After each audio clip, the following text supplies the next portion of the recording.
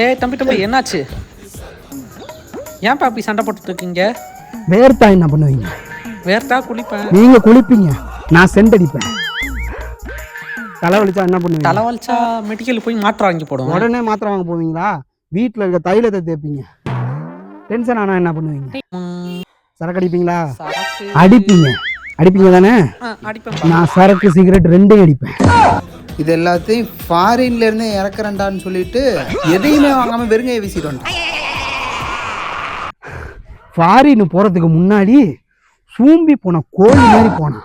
அடங்கம்மால இப்ப ஃபாரின் போய் ஃபாரின் காசுல நல்லா அவனை டெவலப் பண்ணிக்கிட்டு நல்ல புது மாப்பிள்ள கணக்கா இப்ப வந்திருக்கான்.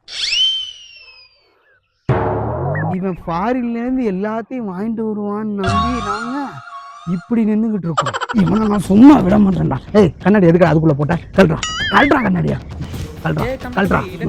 ஏய் நீ போயா.